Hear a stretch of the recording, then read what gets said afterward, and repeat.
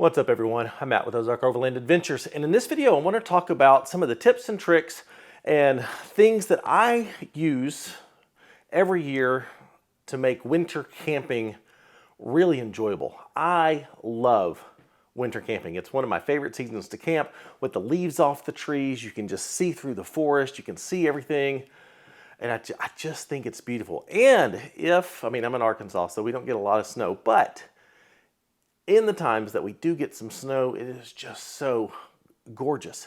And with the right gear and the right equipment, it doesn't have to be a miserable experience. And sadly, wintertime is when a lot of people pack their stuff away and they just camp in the spring and they just camp in the fall and they skip winter and summer. Today is Monday, November 28th. That's when I'm recording this. This video will come out tomorrow on the 29th. And camping season, it's just getting started. I've already had a couple trips with some really cold nights. So winter has come a little bit early here, but I absolutely love it. So I'm gonna go through some of the gear that we have and that I use all the time to make winter camping absolutely amazing. Ozark Overland Adventures is proudly supported by the More Expo, the Midwest's #1 adventure travel consumer expo. Artemis Overland Hardware. They have one of the largest selections of overlanding gear available. Big Iron Overland Rally, where Overland Expo meets Music Festival. Shop Overland Apparel, your source for Ozark Overland Adventures merchandise and more. Open Road 4-Wheel Drive, makers of affordable, high-quality winches and recovery gear. Outback RV of Texas, the best place for overland adventure trailers. And Moon, makers of the Moonshade portable awning. Obviously, your first line of defense in winter camping and staying warm is going to be your clothing. So, good wool socks, warm shoes, nice, warm, cozy pants and fleece tops and wool tops, that sort of stuff. But a good quality base layer, and then clothes that help retain the heat and get the moisture out is key. Now, the coolest thing that's come out recently is actually heated clothing. And I started with, this is a heated vest that I got last year. And so I would wear this either by itself and just keep my core nice and warm, or put this under a heavier coat to add another layer of warmth. And I love this thing. It was awesome. It's got warming things in the front here, in the pockets, and then across the lower back here.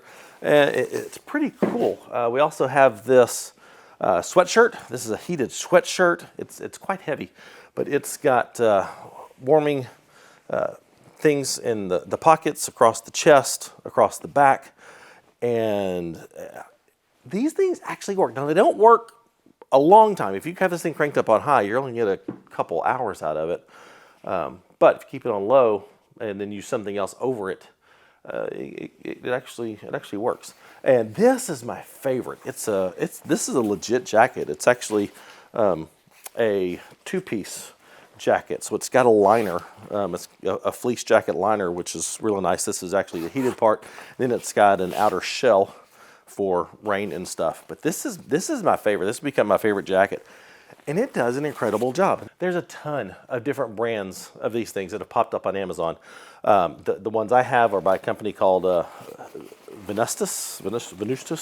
That's the jacket and the hoodie. This is by a company called Heat2 for the vest. I've actually got some gloves. They actually have heated gloves and heated socks now. I've got some of those coming from another company.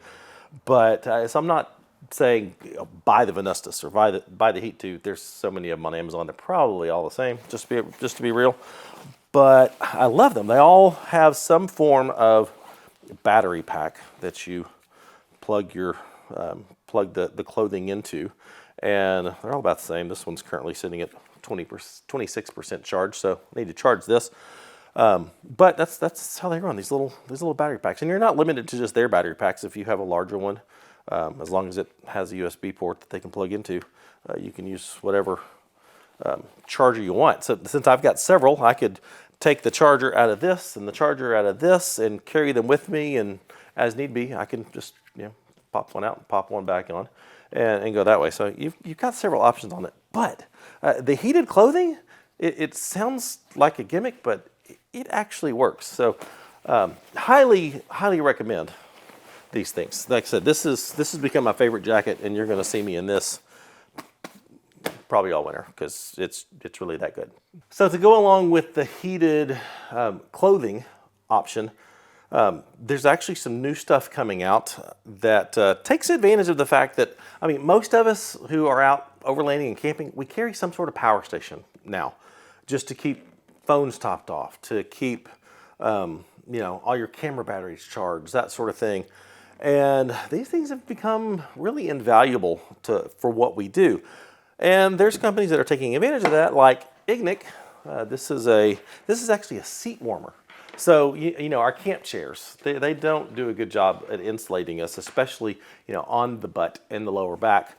Those tend to get cold because you're facing the campfire, but that's not, and that gets a little chilly. So Ignic has actually come out with this seat warmer that plugs into a USB-C outlet, like right there. And then you just turn this on, you sit here, this goes up over your lower back, and this keeps your backside warm. When you're sitting by the fire, instead of your back getting cold and your front being hot and then having to get up and turn around and do the little fire dance at camp, you can enjoy the fire and talking to your friends and have this in your seat and keeping your back and your butt warm. And it works pretty good. I like it. It's a good idea. Now, staying on with the theme of electric heated options, this, when it's not too cold, when it's like, in the 40s, maybe even low 40s, upper 30s, this is my go-to. It is a 12-volt electric blanket that, for me, I plug it into my aux port here in the back of the Gladiator. My wife used one, actually I think she used this Blue Eddy on one of her trips to Kentucky, and just plug it into the 12-volt outlet up in your tent. And I use it as the base layer, so we lay on this, and then the heat comes up and makes a nice warm, cozy cocoon in your tent, and it works really, really well. Now, I don't even know what brand this is. We bought this off Amazon, Sojoy.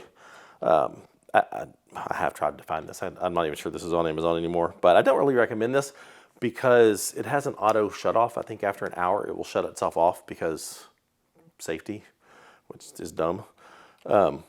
But that means we will wake up cold in the middle of the night and have to reach over and turn it off, turn it back on, and then get warm and go back to sleep. So it's not a good night's sleep because it do wake up cold and have to turn it back on. But there's other ones that don't have the nanny safety features of this one. And all this stuff, I'll put links in the description to help you find them. But this little 12-volt heated blanket works really well in your tent, under your blankets, lay on this, heat rises, all that science stuff. But it works really well. And these are like 25 to 35 bucks, so not expensive at all and super handy. And if you've already got a power station, then you're set and ready to go. Now, one option that we did try on a recent trip in our trailer is, since I have a big giant one of these, I have the Blue Eddy AC200 Max, which is a 2,000 watt hour power station. I thought, what the heck? And went to Walmart and bought a legit 120 AC outlet electric blanket for our trailer and ran it off the big giant power station. And that was incredible. Now, those things use a crap ton of power. So you've got to be able to, you got to have a power station that can handle that kind of power. But that was awesome. That was a really warm and cozy night's sleep with just an electric blanket. But it does use a whole lot of power. So you be prepared for that.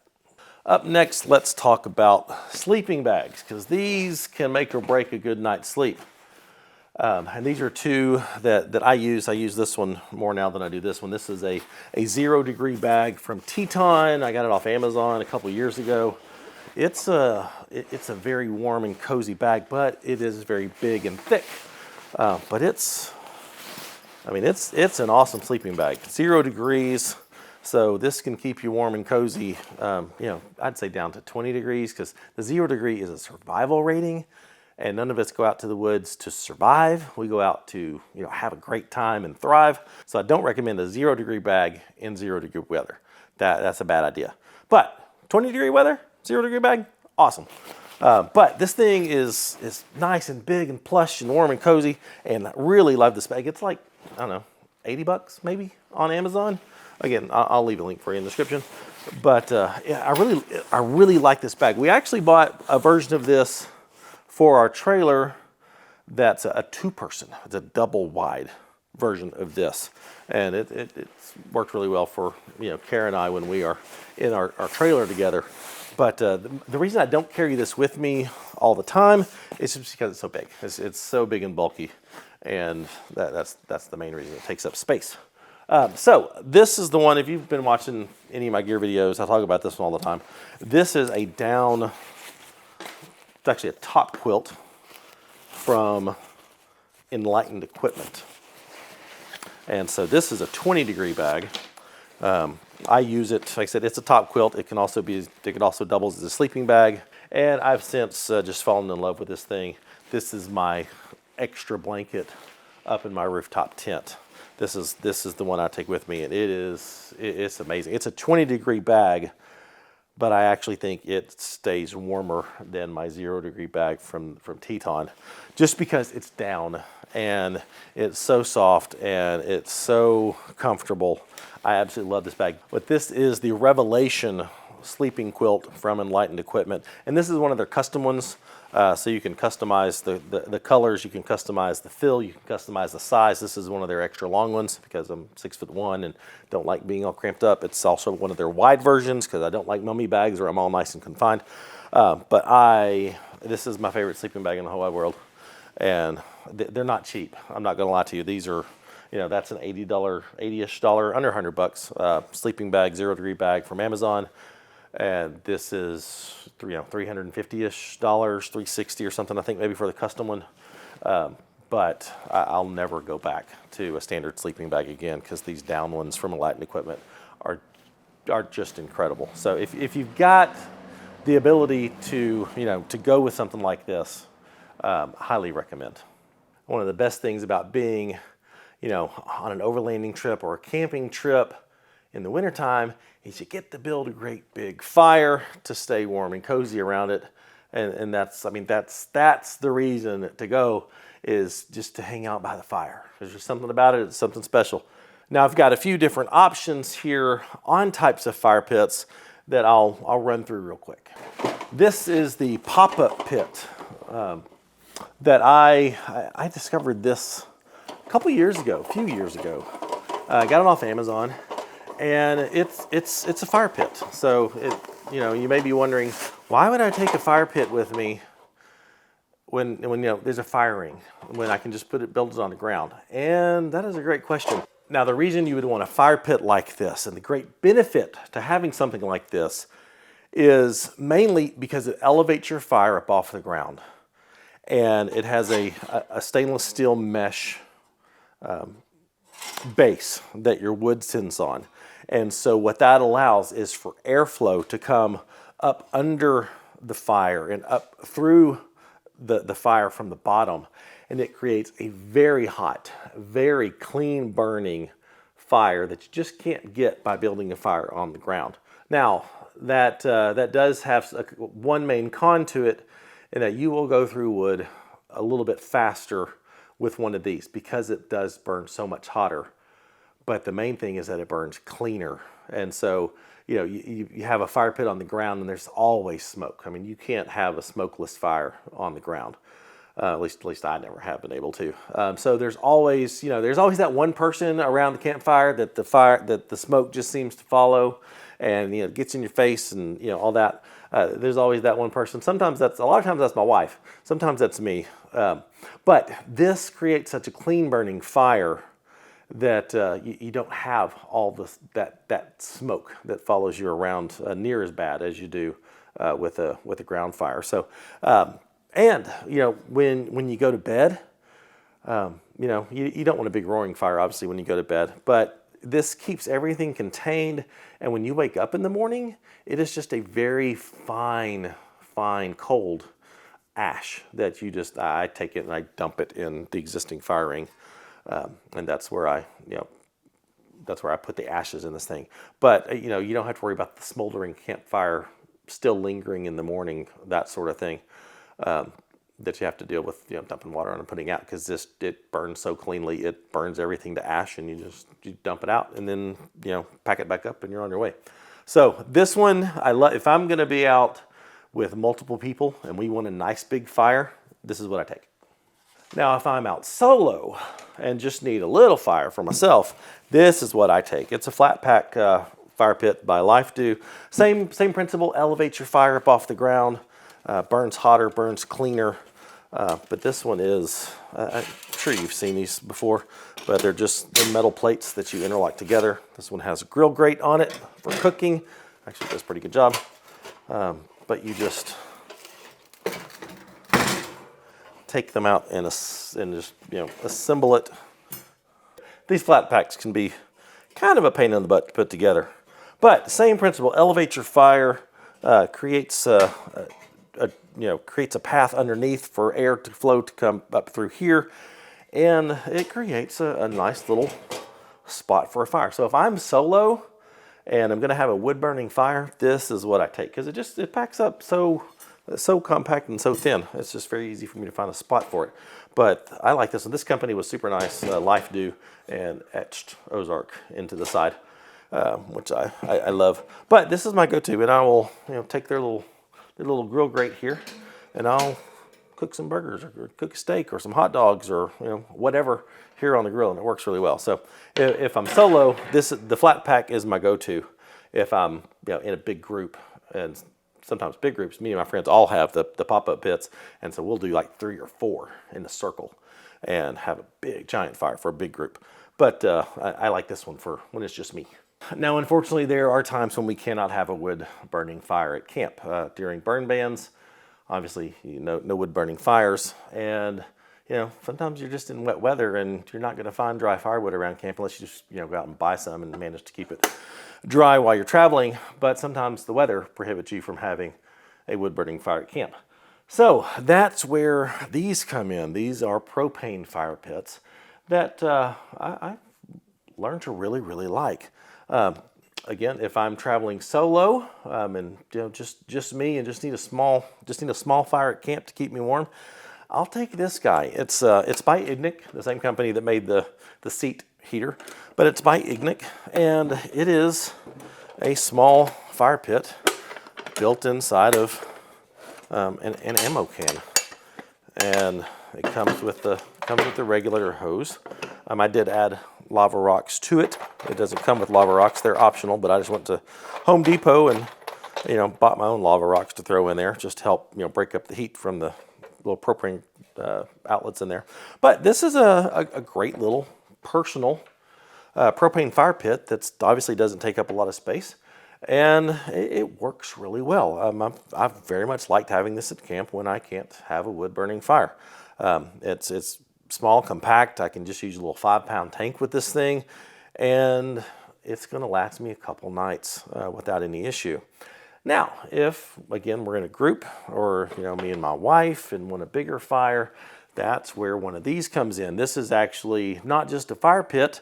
It's actually a 3-in-1 fire pit by Trail Fire Grill. I discovered these guys at Overland Expo West in Colorado. And it's a pretty standard propane fire pit, but it has a skillet, a wok skillet that comes as its lid. You can buy a pizza stone, which I just keep on these little styrofoam to protect it from breaking. You can buy a pizza stone, and with the lid on it, it actually serves as a pizza oven at camp. And then it comes with a grill grate, so it's a grill. And then, you know, take everything off, and it's your standard fire pit. Now, this thing has been fantastic. We took this to Colorado with us. We've taken it multiple places with us where we could not have wood fires. And I've cooked on it. I haven't used the skillet yet, and I haven't made pizza yet because I keep forgetting to, but that's something that's going to happen. I want to have pizza at camp. But I've cooked on the grill a lot, and it's a fantastic fire pit. Now, obviously, you can get cheaper ones than this that are just fire pits, and we had that for a couple years because we travel out to, you know, out west during the summertime, and there's always burn bans out west in the summertime. But recently picked this one up this year and just absolutely love that you can cook on it, and it's very versatile for a fire pit. So and now these do take up obviously a lot of space. This isn't near as compact as this, and you're not going to run this for long at all off a 5-pound propane tank. So you're going to want a larger 20-pound tank if you're going to have a propane fire pit this size. They do go through some propane pretty quickly. So just know that. That's the disadvantage to a propane fire pit, is it does go through quite a bit of propane. So continuing on the propane theme, this is something a lot of people are used to seeing, and it is the Buddy Heater by Mr. Heater. Now, mine, you may notice, is broken. It doesn't have the little porcelain thing in there that helps dissipate the heat. And that's okay, and I'll tell you why in just a minute. But the Buddy Heater, they make a little heater, they make a bigger, giant, big Buddy Heater, I think it's called. These are very handy to have, and they do put out a decent amount of heat. They typically run off the 1-pound propane bottles. I've got an adapter for my propane tank that I can use it instead of the 1-pound bottles and get longer life out of them. These have two major flaws with them. One, they use a crap ton of propane. I was with some friends this past weekend. If you watched my recent trip to the Ozarks with a wonderful family, the Sweets, they were using a Buddy Heater for their rooftop tent. It was a camper style rooftop tent, so they had it down here, and it put heat up into the top of their tent. And they went through a couple propane bottles in the middle of the night. The next night, they started with a bottle on there and then switched to their 5-pound propane tank, and then it got drained in the middle of the night. And we have used it that way, and we have drained a full 5-pound propane tank in one night by using one of these, because they're not efficient at all. They're meant for small spaces, warm it up, and then shut it off, not keeping warmth the whole night or the whole morning. So that's the big downside of these for using them to heat your tent, that sort of stuff. The other downside is propane heat like this puts off a lot of condensation. So you're going to have moisture up on the roof of your tent if you go with something like this and you use it all night long. So I don't use this anymore. Like I said, it broke getting this down from the attic just the other day, and I don't care, because after this video, this is probably going in the trash, because I don't use this anymore. This has been replaced. If you have a rooftop tent, and even some ground tents, but a great option in the wintertime is to purchase the insulation liner that they make for your tent. Just about every company of rooftop tent makes an insulation kit for their tent.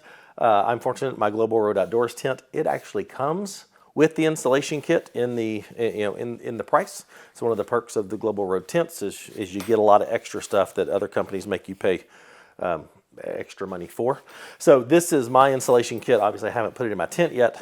These actually work. Like if you are sleeping up there and just in a good warm blankets and that sort of stuff, this will help retain the heat and keep the cold air out really, really well. As you can see, I mean, it's just a liner. It zips in to the top. It has cutouts where the window goes, and it zips and Velcros, and it just creates an extra insulated liner or barrier in there that works really well. But the insulation kit for your rooftop tent, it does actually work. And if you're going to be winter camping in a rooftop tent, like I said, some ground tent manufacturers make lining kits for theirs too.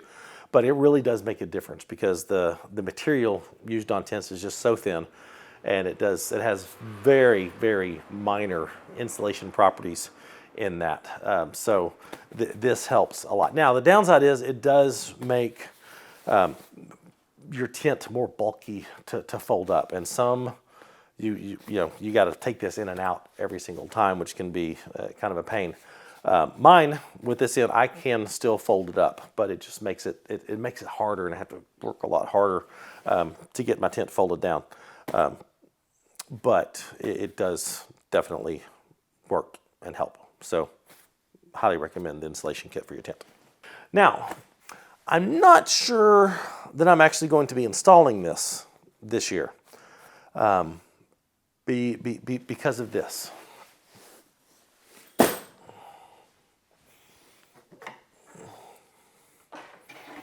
Now, this is all the rage. This is what you post on any social media platform. Hey, how do you stay warm in the wintertime? This is what you're going to get. Mine's filthy. But this is a diesel heater, also known as a Chinese diesel heater, because I guess the only country in the world that makes them is China. I haven't heard of a Taiwanese diesel heater, or I definitely haven't heard of a USA diesel heater. But it's known as a Chinese diesel heater, and I'm not. This is the one I have. I bought this off Amazon. It's the Silvel.